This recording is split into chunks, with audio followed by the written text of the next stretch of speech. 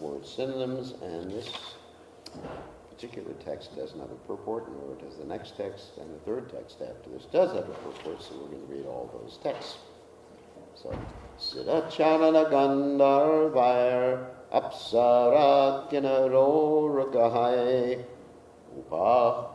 Uparo Toro Balibi Stuyamane Damapravet. Okay, word by word synonyms. Divya Shrak Ambara Alepa.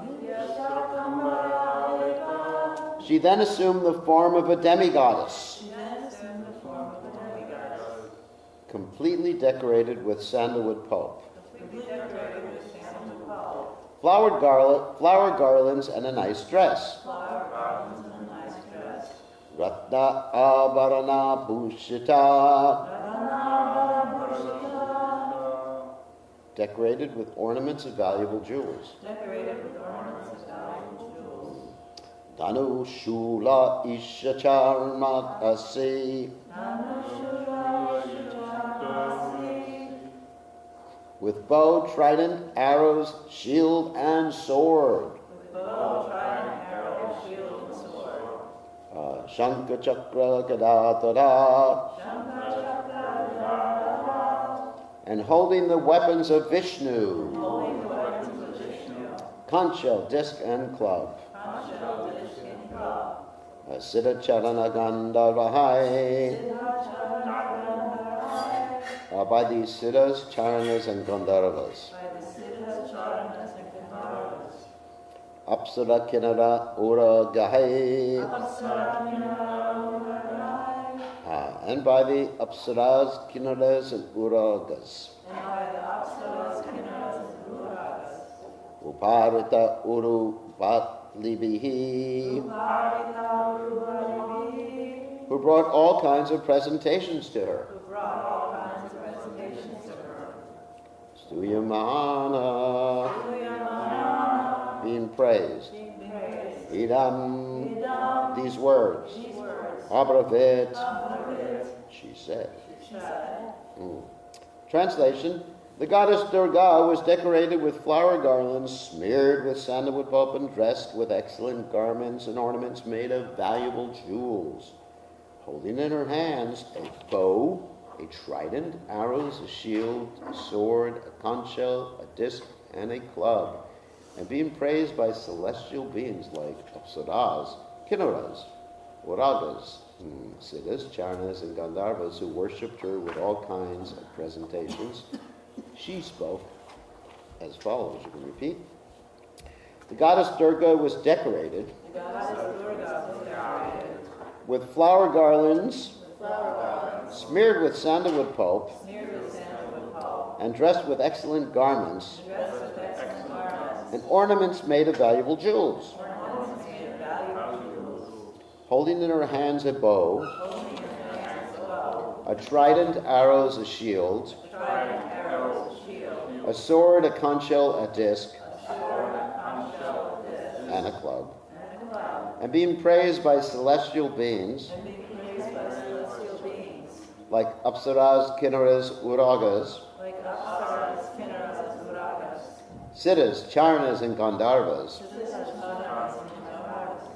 who worshipped her with all kinds of presentations. She spoke as follows. So, next text. Text 12. Kimmayataya manda jatakalu tavantakrit yatra kvava purva shatrur mahimsi kripanamrita. O Kamsa, you fool, what will be the use of killing me? The Supreme Personality of Godhead, who has been your enemy from the very beginning and who will certainly kill you, has already taken his birth somewhere else. Therefore, do not unnecessarily kill other children. So, next text, text 13. Iti pravasya tang devi maya bhagavati bhuvi bahunama niketeshu bahunama Bahuva Ha. After speaking to Kamsa in this way, the goddess Durga, Yogamaya, appeared in different places such as Varanasi and became celebrated by different names such as Annapurna, Durga, Kali, and Bodra. So, purport by His Divine Grace A.C. Bhaktivedanta Swami Srila Prabhupada Ki Jai. The goddess Durga is celebrated in Calcutta as Kali, in Bombay as Mumba Devi, in Varanasi as Annapurna. That means full of grains, actually. And Cuttack as Bhadra Kali. Wow. And in Ahmedabad as Bhadra. Actually, the word Bhadra means auspicious, and Subhadra means very auspicious. So, anyway. So, in different places, she is known by different names. Her devotees are known as Shaktas, or worshippers of the energy of the Supreme Personality of Godhead, whereas worshippers of the Supreme Personality of Godhead Himself are called Vaisnavas. Vaisnavas are destined to return home back to Godhead in the spiritual world, whereas the Shaktas are destined to live within this material world to enjoy different types of material happiness. In the material world, the living entity must accept different types of bodies. Brahmayan sarva bhutani yantra rudani maya. Bhagavad Gita, 18th chapter, text 61. According to the living entity's desire, Yogamaya, or Maya, the goddess Durga, gives him a particular type of body, which is mentioned as yantra, a machine. But the living entities who are promoted to the spiritual world do not return to the prison house of a material body, tyaktva deham punar janma naitimam eti sojuna. The words janma, not eti, indicate that these living entities remain in their original spiritual bodies to enjoy the company of the Supreme Personality of Godhead in the transcendental abodes of Vaikuntha and Vrindavan. So, Om Gana Timidanda Shagananjana Shalakaya Chakshuran Meditam Yena Tasmai Shivadve Namaha. So, as Prabhupada mentions here in the last report, Durga is the one who gives us the body according to our desire. And therefore she is our mother. And actually she's the mother of all living entities within this material world. And the exact description of how that comes to be is that at the time of the cosmic creation, you have the Mahavishnu, who has previously absorbed all the different universes. And when they're absorbed within his body, they're known as the Pradhana. Pradhana means the unmanifested stage of the material world. It's like clay that hasn't been pulled out of, or silly putty, or whatever you use when you're young, that hasn't been pulled out of its container before it's shaped by the little kid. So he manifests the Pradhana. That's the material cause, just like the Lord is both the material and the efficient cause of this world. That's actually very important words to remember. The Lord is the material cause and the efficient cause. I'll explain what the efficient cause is. The material cause is that he manifests all the universes from his body as the Mahavishnu. And of course, Advaita Acharya is sometimes described as the material cause. He's not material, but the Lord is the material cause. So, and then all the universes expand out, and then, of course, we know he expands as the Garbhadakshay Vishnu, and the Shiradakshay Vishnu. Shiradakshay Vishnu has an island in the ocean of milk in the universe, and also he's in everyone's heart, he's in every atom, etc. So that's the material cause. And then is the efficient cause. Efficient means what causes things to happen, the reason for everything. Then he injects the living entities in the material world because he doesn't touch matter. In spite of being in every atom, in everyone's heart, he doesn't touch matter. He never comes in contact with matter. He injects the living entities within this material universe through his glance, Angani Asha Shakalandriya Driti Manti. With any part of his body, he can do anything he wants. He can eat with his eyes, he can eat with his ears, he can impregnate with his eyes, he can impregnate with his ears. That glance is called Shambhu, which is really interesting. Actually, even higher living entities in this material world are not so much restricted to doing a particular activity with one sense or another sense. We were talking about this last night with some devotees, how even Lord Brahma gave birth to many living entities without a wife. You know, through his mind, he was able to give birth to Narada Muni. And through his heart, he gave birth to living entities. You know, just like, it's amazing. So, in other words, he didn't need a wife. And Prabhupada comments that Lord Vishnu did not utilize his wife to give birth to Lord Brahma. And jokingly, last night I was telling the devotees, that's why Lord Brahma was not nagged by his mother, because he didn't have a mother. Anyway, Lakshmi is married to Vishnu. So that's the efficient cause, and that causes Shiva, Shambhu, and that Shambhu comes in touch with Durga.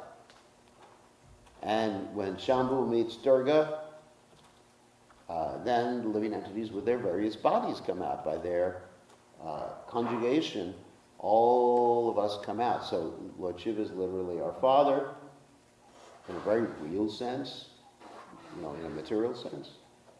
And Durga's literally our mother, just as much as the mother we have in this lifetime. So we respect Durga and we respect Lord Shiva. However, we understand both of them in the right perspective, the right priority. That Lord Shiva is a servant of Krishna, Vaisnavanam Yata Shambhu, and so is Durga, who is Vaishnavi. So, there are many people who do worship the energy of the Lord, as Prabhupada said. They're called Shaktas. And of course, there's Shakti, which is the Lord's energy, and then there's Shaktiman, which is the Lord, the source of all the Shaktis. So we worship Shaktiman, who is the source of all the Shaktis. But there's many people who worship the Shaktis, and then Krishna says they're not so intelligent. Kamaistaya, Tastaya, Ritigyana, Bhajate. He refers to all the demigods, but in particular the Shaktis are, one sense, demigods, like Durga is a demigod. And so they're less intelligent. Why? Because the fruits are limited and temporary. But when someone worships Durga, she ultimately turns it into a sort of like a lesson for the person, or a spiritual, somehow or other it has something to do with getting closer to Krishna, because even her punishments of the living entities under the guise of Adhyatmic, Adhibodhic, and Adhidaivic, miseries from other living entities, miseries from the material energy, and miseries from one's own body and mind, which are so nice. We're not saying we want more of it, but anyway, they're actually meant to help us advance. So everything that Durga does is to push the living entities to advance, just like in the prison house. We gave the example yesterday, that hopefully everything a good warden would do was to rectify the inmates in the prison house. So I'm going to tell some interesting stories about devotees who worshipped, or people who worshipped Durga. One of the stories is from the Jaiva Dharma. Very interesting story. Once upon a time, in the Navadvip area, there was this great scholar of Nyaya. Nyaya means like logic, philosophy, basically philosophy. We're not against Nyaya, actually. Sometimes people understand the philosophy of Krishna consciousness, but they don't understand philosophy. Does everyone understand the difference? Philosophy means, like how you draw certain conclusions. What is inductive process? Like Prabhupada even talks about it. Induction, what is induction? Induction means to examine the material world and take some limited examples and draw a general conclusion. And deduction means that based upon those conclusions, or based upon even higher knowledge, you come to other conclusions. In other words, this, therefore that. I'm not going to get into all these. And this is philosophy. Philosophy, understanding something that's logical, something that's not logical. Something can be logical, but completely wrong. Anyway, that's another subject matter. So, anyway, so he was expert in Nyaya. His name was Brajanath, which is kind of a nice name. Brajanath Bhattacharya. So the Bhattacharyas, like Sarvabhauma Bhattacharya, it's a very high-class name in Bengal. So he was so expert that he defeated all the other scholars of Nyaya. And there was one scholar who was actually many of them were envious of him, but one scholar who was a worshiper of Durga was extremely envious of him. His name was Anayaka Chudamani. He was extremely envious, and he thought, I got to stop this Brajanath from being so expert because he's just conquering everybody. In those days, at least amongst the scholars, they weren't interested in soccer or football games or cricket. They were interested in debates. I mean, it's very interesting how that's the symptom of a more Brahminical high-class culture, that there's debates just to settle different things.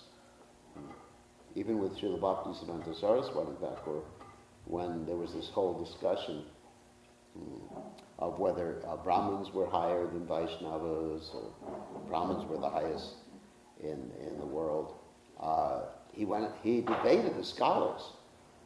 And he even debated at one particular point that Srila Bhaktivinoda Thakur's own initiating spiritual master, Vipini Vihari Goswami, and of course Bhaktisiddhanta Saraswati Thakur won.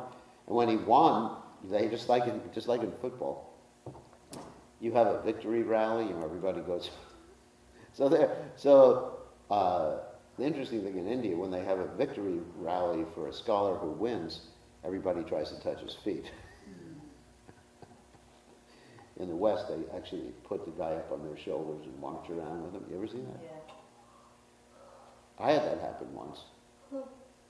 When we won the Sankirtan Marathon one year, I was a temple president in Venezuela. We defeated every other temple in the world in Radha Damodar.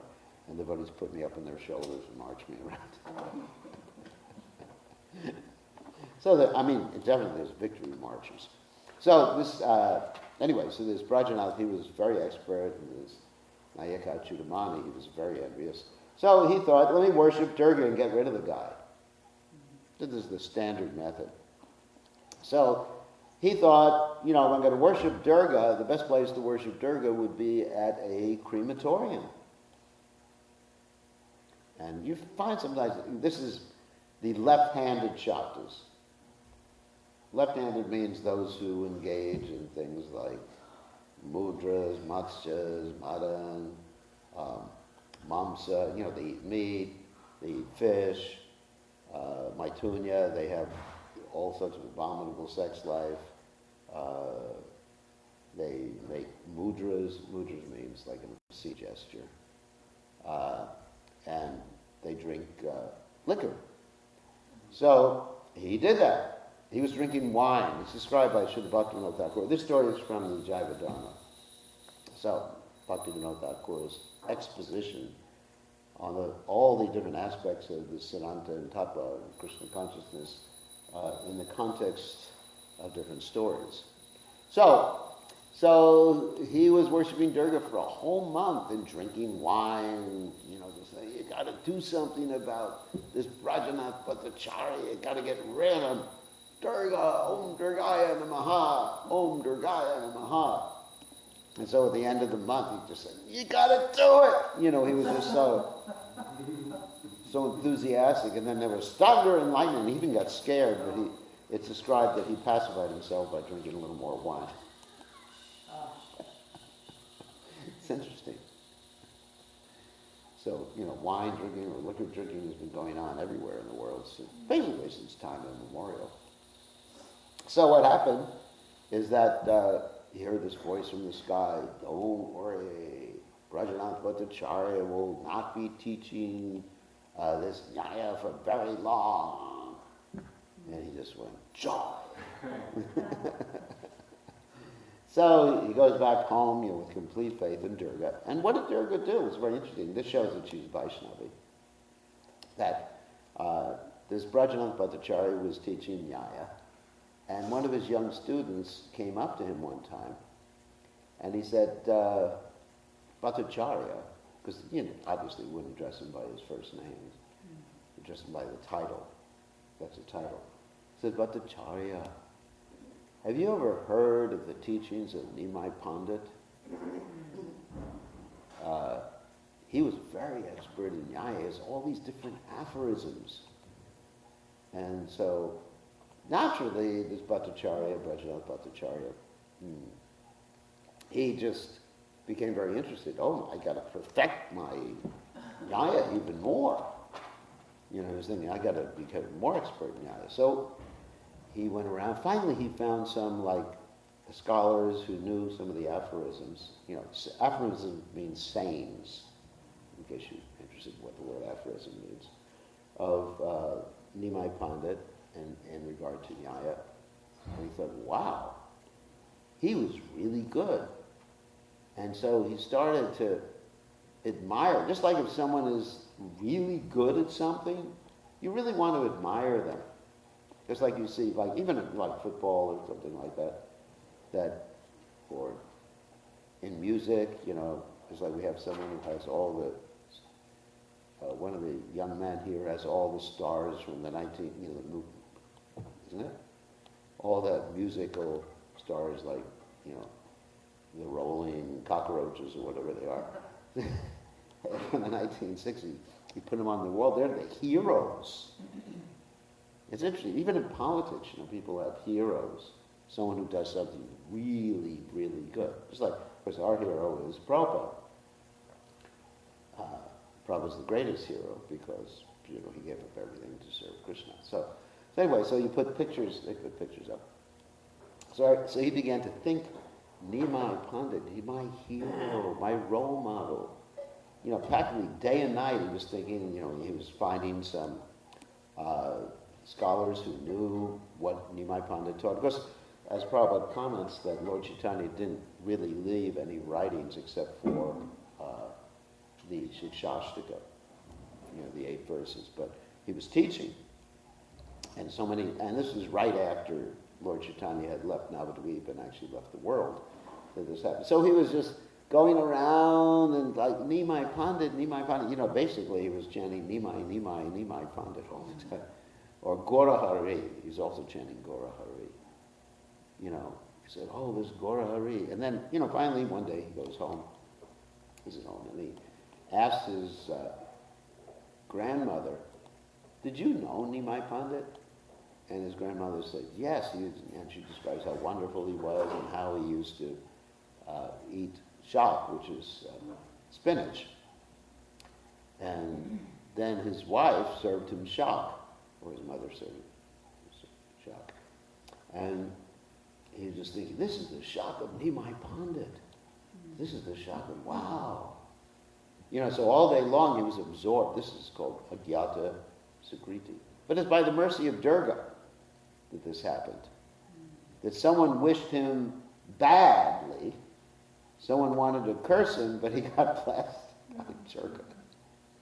Because Durga's not going to attack a Vaisnava and hurt a Vaisnava. Someone thinks they can worship the demigods or do some sacrifice to hurt a Vaishnava. They are sadly or gladly mistaken. Just like when the king of Puri wanted to kill Bhaktivinoda Thakur, he performed a sacrifice for a whole month. Then one of his children died. So what happened is eventually Brajanath sort of lost interest. He told his students, hasta la vista, I'm not interested in teaching anymore. And he approached this Raghunath Das Babaji, and a lot of the Jaiva Dharma, quite a bit of the Jaiva Dharma is based on the teachings to Brajanath, the Dashamula. Dashamula means the 10 main teachings of Chaitanya Mahaprabhu, and also teachings to Brajanath's uncle Vijay Kumar in the Jaiva Dharma. So anyway, so this is one story about Durga.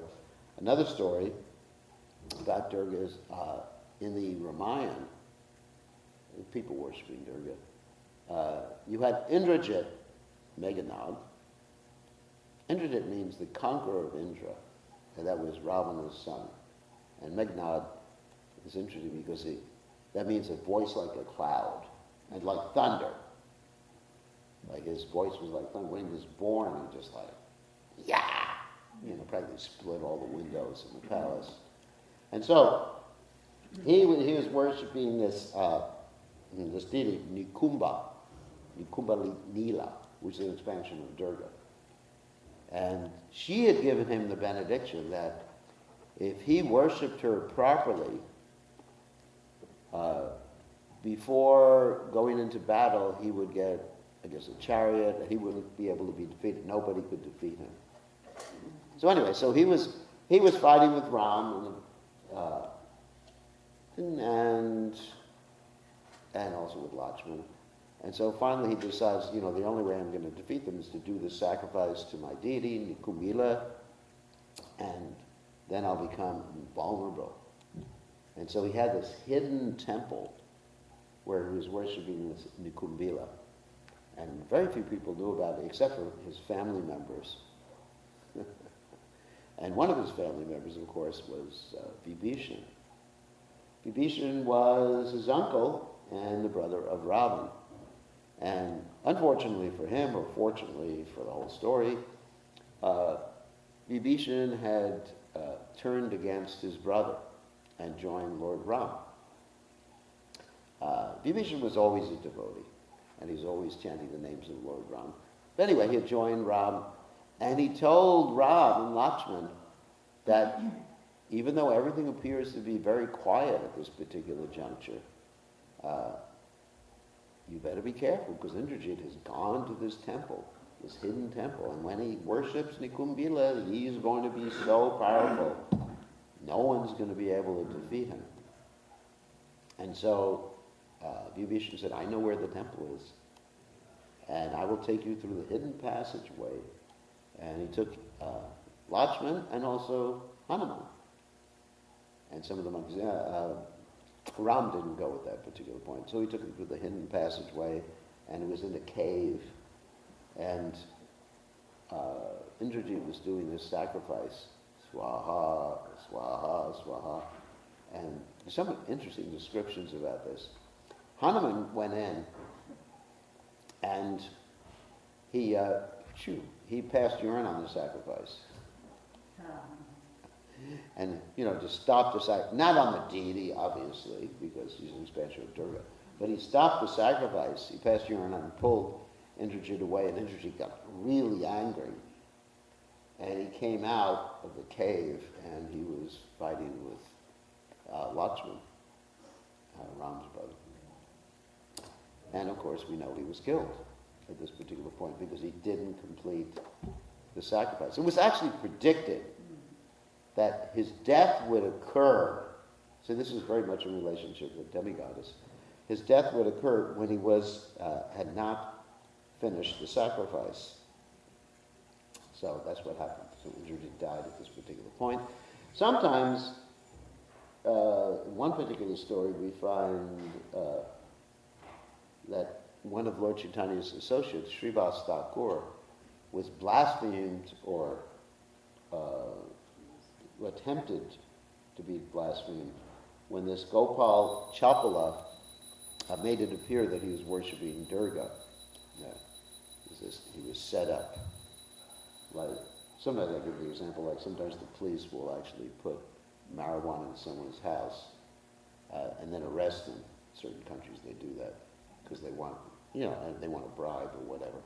And so Srivas Thakur, this Gopal Chapala, he was very upset with Srivas Thakur because he was not allowed into the kirtan of Srivas Thakur. And so he put all the ingredients for Durga in front of the door, like vermilion and everything like that. And then Srivas Thakur woke up the next morning, and he very humbly said, "Oh, look, everybody knows I'm worshiping Durga." And, obviously everybody knew he wasn't.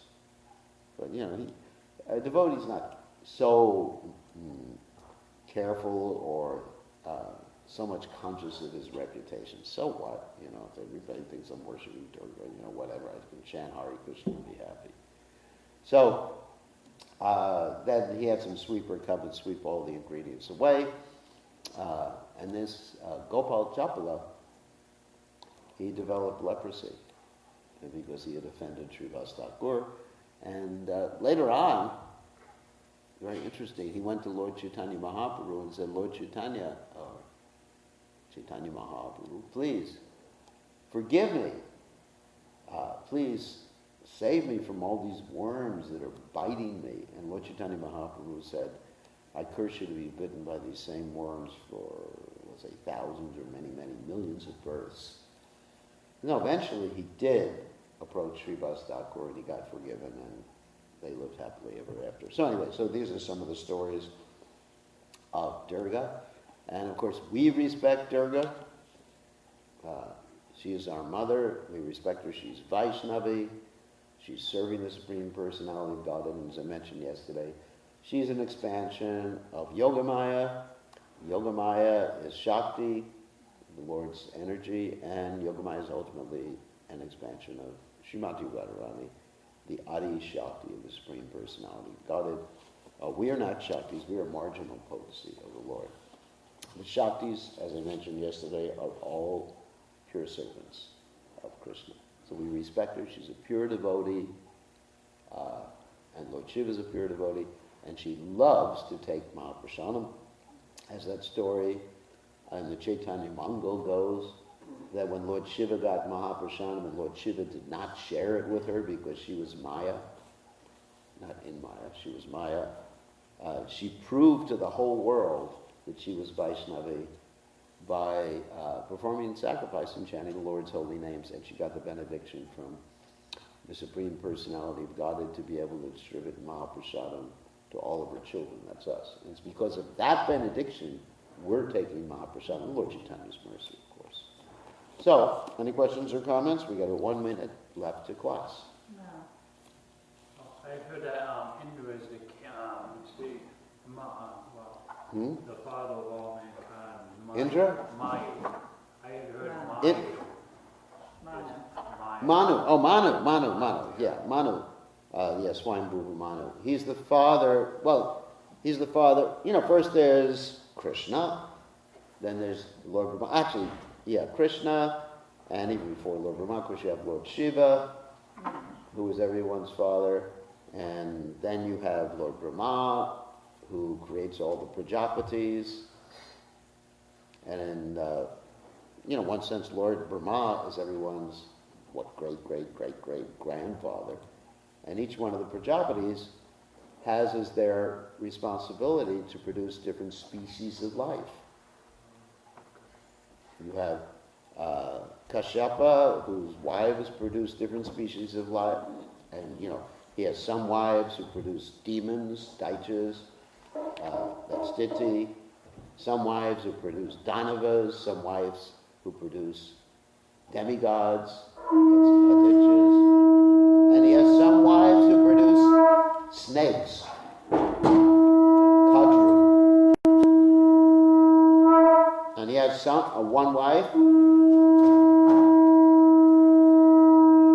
who produces birds, Vinata, Garuda, and other birds. Okay, so it's interesting. If you like, you can become a Prajapati like that too, and have wives who produce all sorts of creatures, and your whole family get-together will be very interesting.